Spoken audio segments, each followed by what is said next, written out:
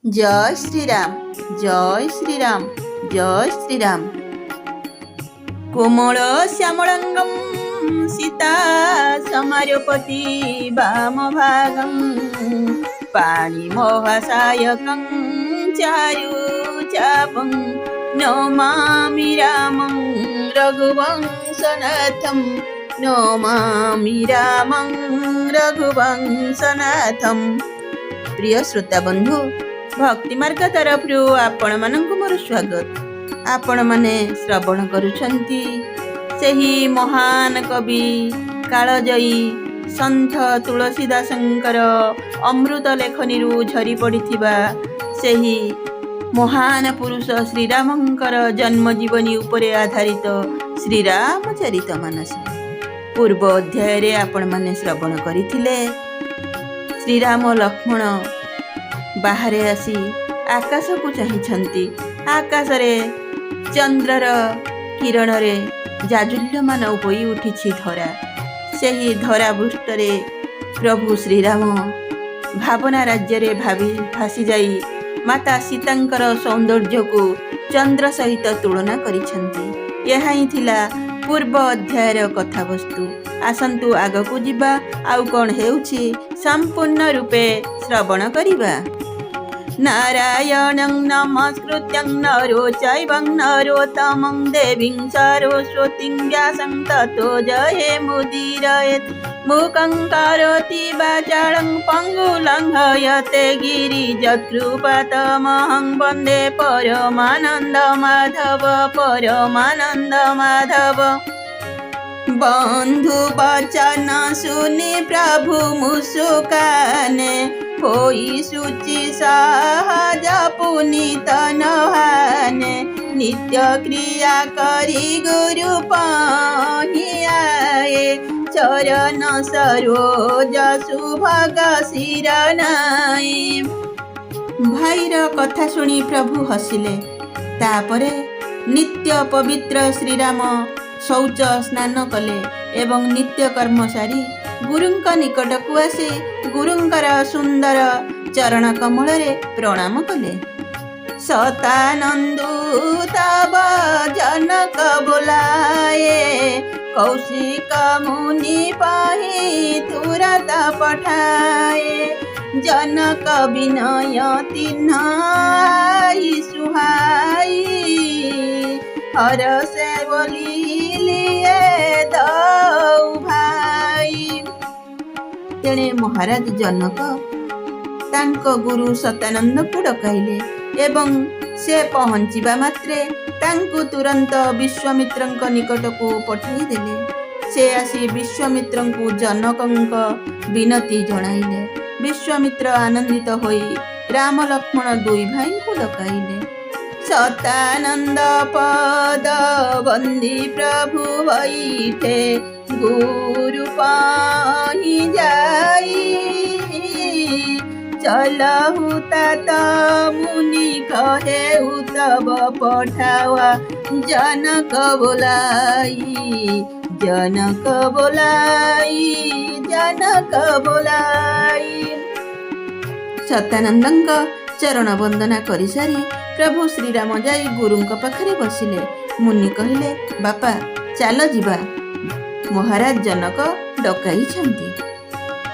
सिय स्वयंवर देखिय जाई ईसु कहीं धौ देई बढ़ाई। लखन कहा जस भजनु सोई नाथ कृपा तव जापर होई। विश्वामित्र कहिले सेठाकू जाई सीता स्वयंवर देखिबा।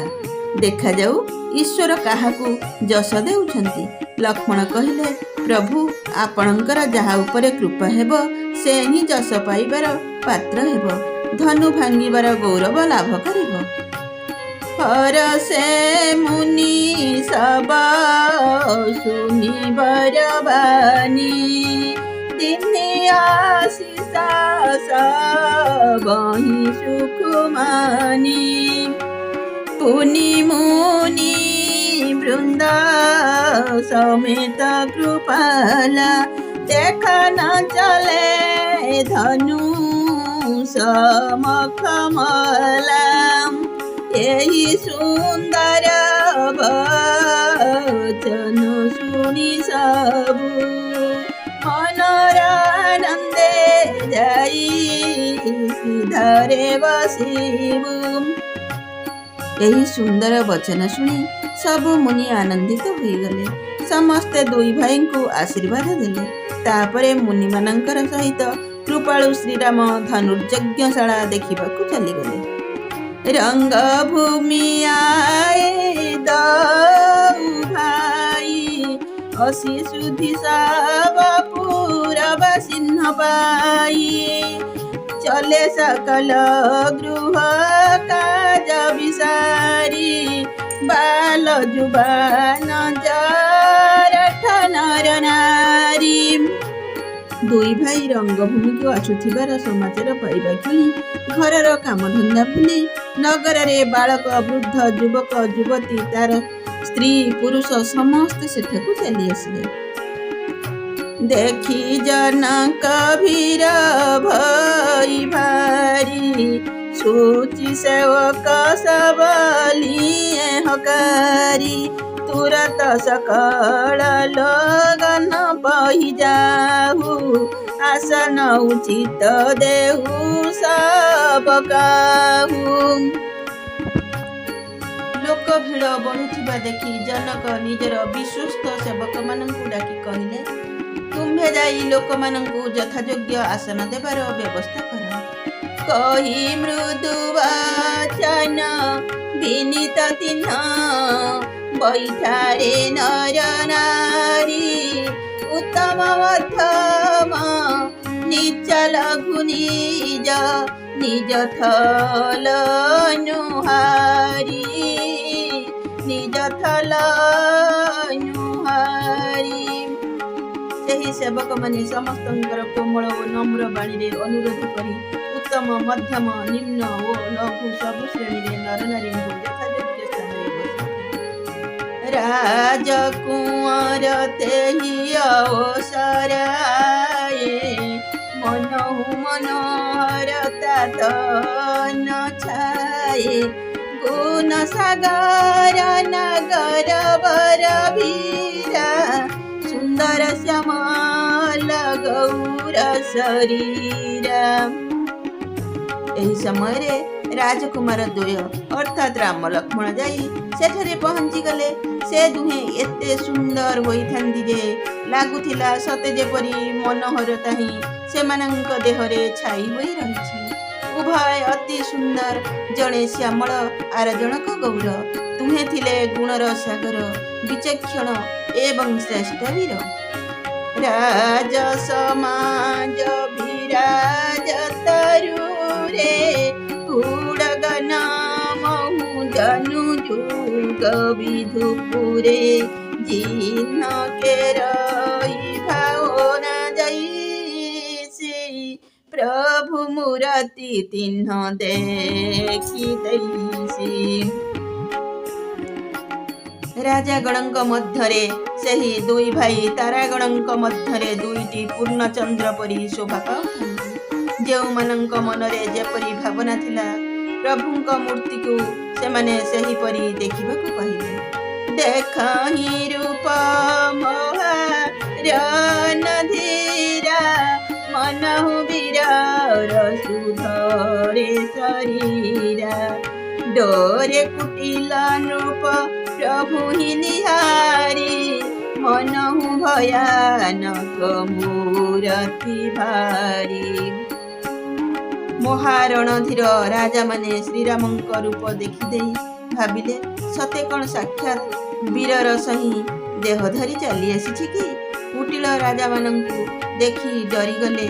प्रभु सेमानंकु भयंकर मूर्ति परि देखागले। रहे असुर छल छोनी पवेशा तीन प्रभु प्रगट काल सम देखा पूर ବାସି ନ ଦେଖେ ଦୋ ଭାଇ ନରଭୂଷଣ ଲୋଚନ ସୁଖଦାୟୀ। ଯେଉଁ ରାକ୍ଷସମାନେ ଛଦ୍ମ ରୂପରେ ଆସି ସେଠାରେ ରାଜବେଶ ଧରି ବସିଥିଲେ ସେମାନଙ୍କୁ ପ୍ରଭୁ ସାକ୍ଷାତ କାଳ ପରି ଦେଖାଗଲେ। ନଗରବାସୀମାନେ ସେ ଦୁହି ଭାଇଙ୍କୁ ମନୁଷ୍ୟମାନଙ୍କ ଭୂଷଣ ରୂପେ ଏବଂ ନୟନ ସୁଖଦାୟୀ ରୂପେ ଦେଖିବାକୁ ପାଇଲେ। ନାରୀ ବିଲୋ କାହିଁ ହରସିଂହା ନିଜ ନିଜ ରୁଚି ଅନୁରୂପ ଜନୁ ସୋତ ସିଂହାର ଧରି ମୂରତି ପରମାନୁପ ପରମାନୁପ। ନାରୀମାନେ ମନେ ମନେ ଆନନ୍ଦିତ ହୋଇ ସେହି ଦୁଇ ଭାଇଙ୍କୁ ନିଜ ନିଜର ରୁଚି ଅନୁସାରେ ଦେଖିବାକୁ ପାଇଲେ। ସେମାନଙ୍କୁ ଲାଗିଲା ସତେ ଯେପରି ସାକ୍ଷାତ ଶୃଙ୍ଗାର ରସର ପରମ ଅନୁପମ ମୂର୍ତ୍ତି ଧାରଣ କରି ସୁଶୋଭିତ ହୋଇଛି। ବନ୍ଧୁମାନେ, ଆଜି ପାଇଁ ଏତିକି। ପୁଣି ସାକ୍ଷାତ ହେବ ଆଗାମୀ ଅଧ୍ୟାୟରେ। ଭୀମସ୍ୟାପି ରଣୁଭଙ୍ଗ ମୁନିରପି ମତି ଭ୍ରମ ଯଦି ଶୁଦ୍ଧମ ଶୁଦ୍ଧ ବା ମମ ଦୋଷ ନ ବିଦ୍ୟତେ মম দোষ ন বিদ্যতে মম দোষ ন বিদ্যতে।